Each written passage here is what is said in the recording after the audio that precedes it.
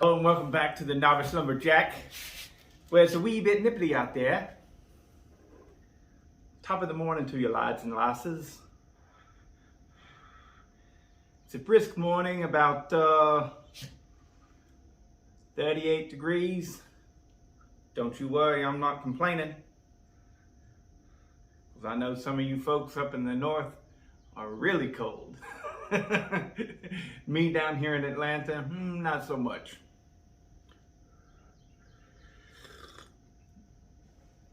So, I am fixing to box up the steel, what is it, 08S? Yeah, it's right there. And send it off to Joe today.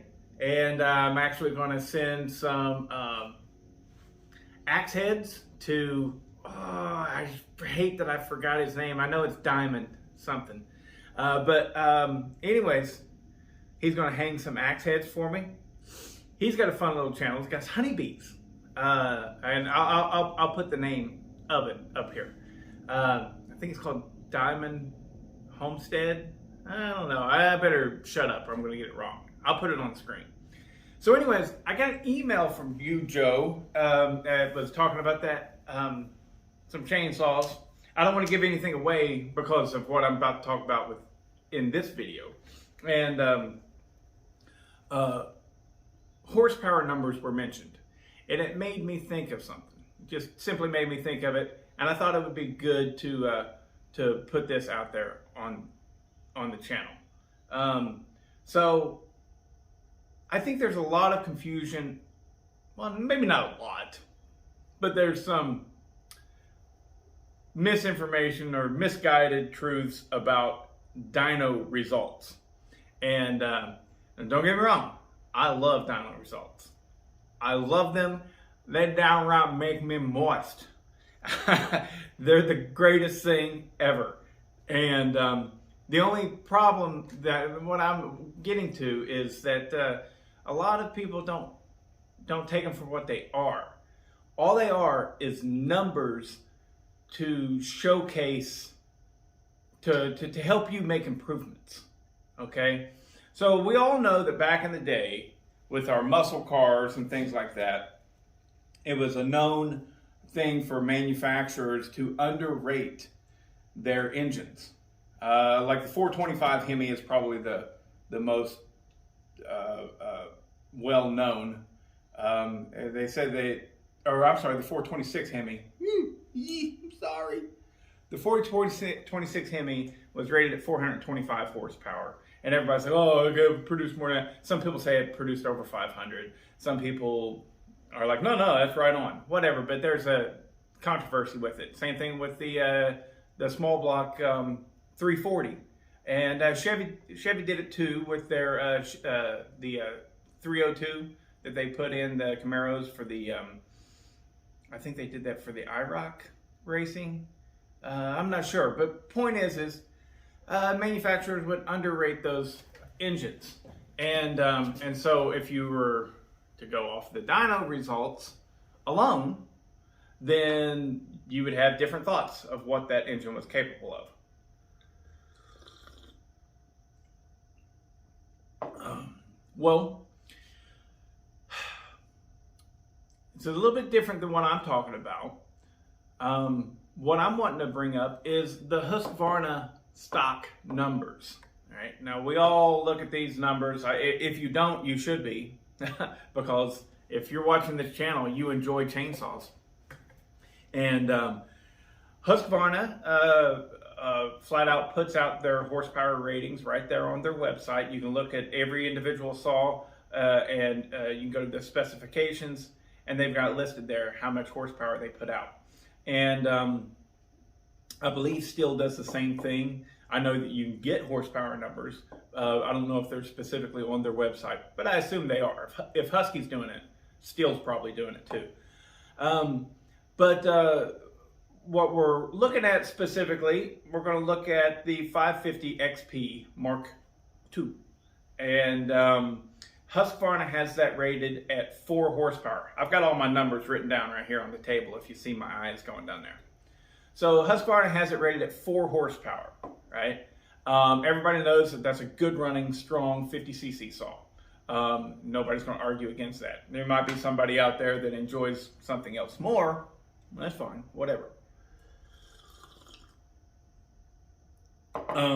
But Dyno Joe, he's got a great channel. I'll put the title of his channel underneath, it's probably right here, right now, right here, right?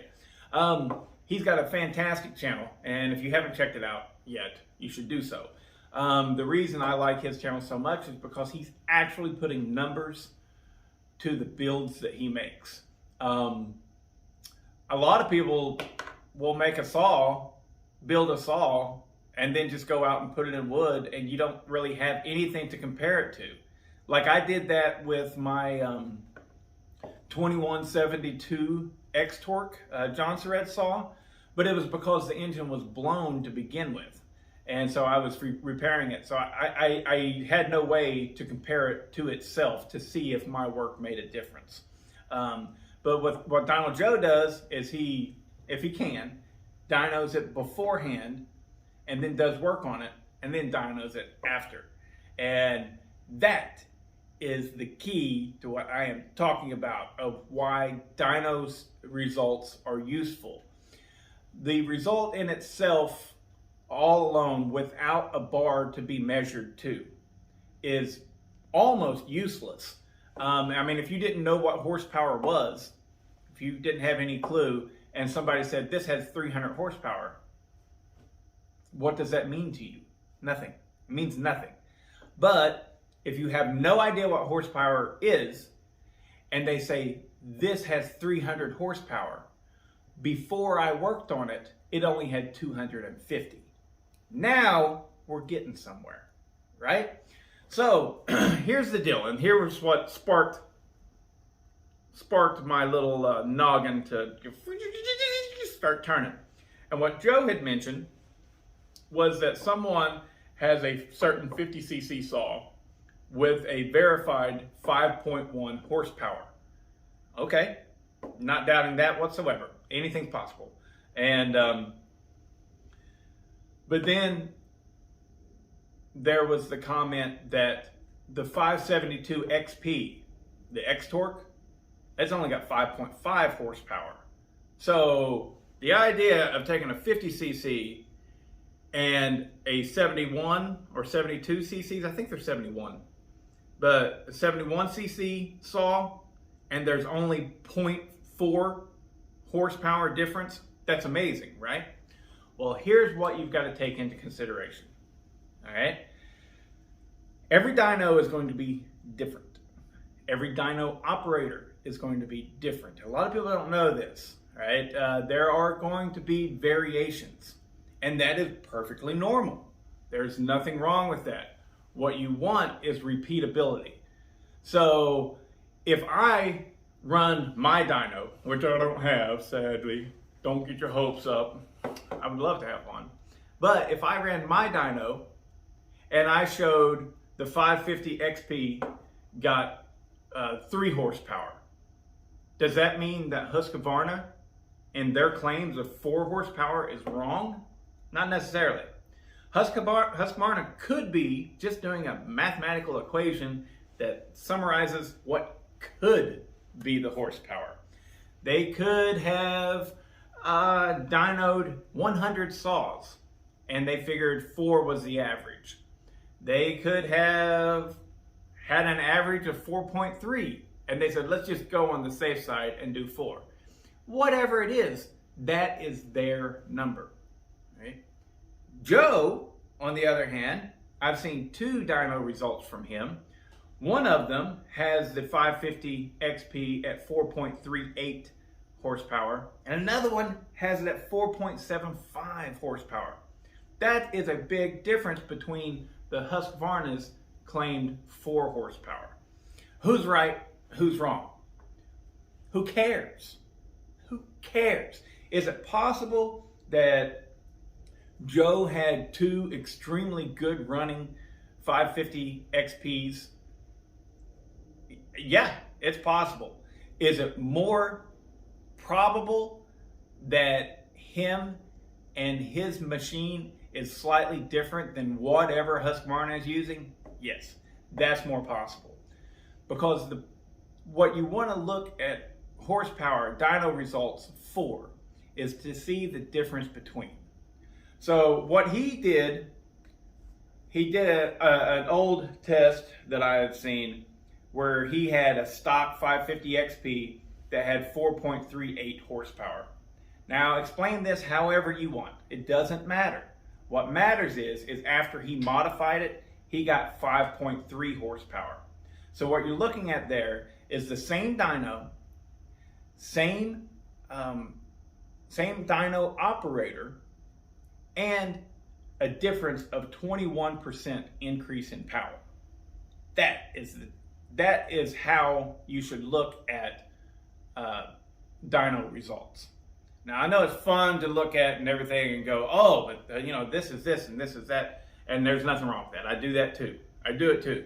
But whenever it comes down to the brass tacks of things, the only thing that matters is the beginning result of the dyno with the operator, and then the afterwards performance modified result of the same dyno, same operator.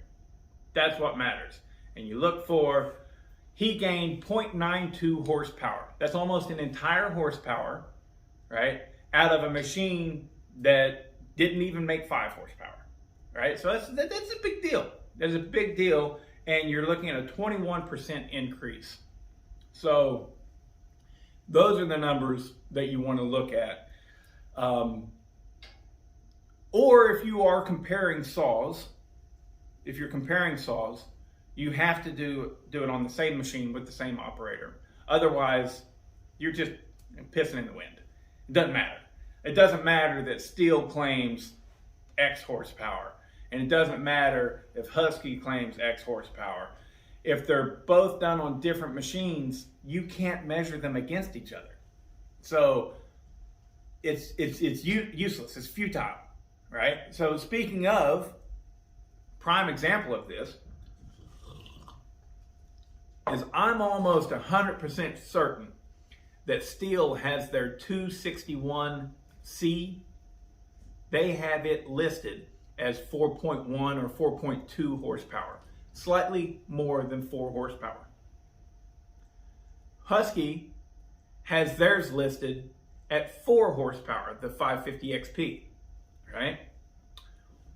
Well, Dyno Joe, on his results, both of them tested higher, but even though Steel says that their saw's here and Husky says that their saw's here, on the same dyno with the same operator, the results were reversed. Husky was stronger, Steel was number 2. And so that's what I'm getting at. Numbers don't mean anything unless they are measured against a standard. And visit Dyno Joe's channel. Man, he did a whole lineup of all of the current, there's probably some out there that he's missing, but he did the most relevant current 50cc saws. And it's excellent to see them measured against each other. It is absolutely excellent. And I hope that he goes further and modifies each one of those saws individually to see what their potential could be once modified by the same person. So it's cool. Then it gives you a really good opportunity to see what the saw actually is. But like in racing and in race cars, like a quarter-mile drag strip racing, horsepower numbers are interesting, and we want to work towards that. But they don't mean a damn thing until you come to the track and prove it, right? The results there that make a difference are how fast you can actually get down that track. Prime example would be a truck versus a car. Same engine. Let's say I like my Dodges. Let's say you got a 360 LA small block that you've modified with XXX, all right? And you put it in a truck and you send it down the truck. Well, the truck's got a heavy nose, a light rear end, and it's overall heavy. goes down the track. I don't know. Let's say it makes it down the track in 10 seconds flat, and you're like, woohoo, woohoo, woohoo. You take that exact same engine, exact same tranny, exact same rear end, and you put it in a Dodge Dart, a little tiny Dodge Dart.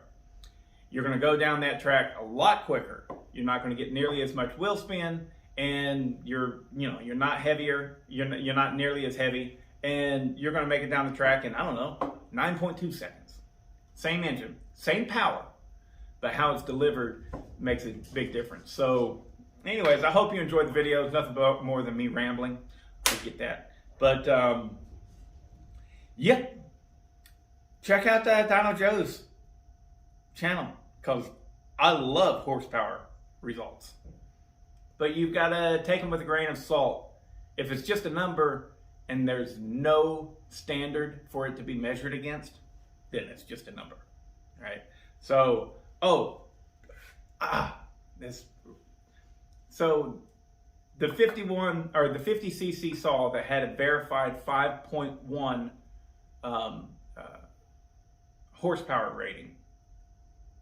What Joe was saying was, he said, wow, the 350, I may have already said this. I talk so much, I get caught up. But he said 372 X-Torque only has 5.5 horsepower. The only place that that's irrelevant is if that 372 goes to that exact same dyno with that exact same operator. And then you can compare those two saws. So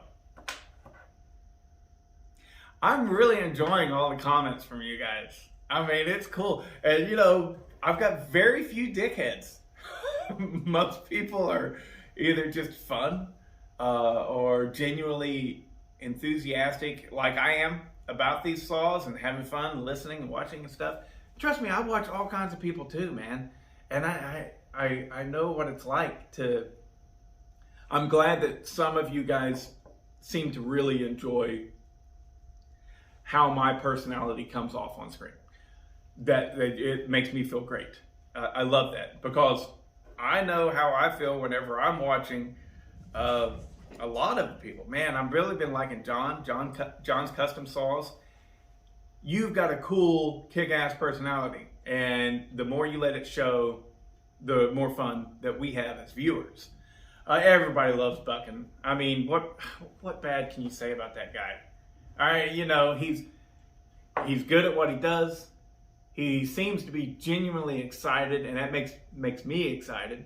He's a good-looking guy, you know. He's big, strong lumberjack with his cut-off sleeves, his tattoos. He's a cool guy. And the message, I gotta say, I can't really preach that message of kindness like he can, and like others can. To me, I feel fake in doing it, and so I don't. Even though I am right on board with it. I am right on board with it. But I do know that my personality is, you know, if you hit me, I'm not going to turn the other cheek. I'm going to hit back. That's more in line with my personality. But I do keep my mouth shut. If I don't have something good and positive to say, I try not to say it. So, there you go. Whatever. Glad you watched this long, guys. Oh, you wondering why I've got cornstarch and water sitting there? That's for the next video.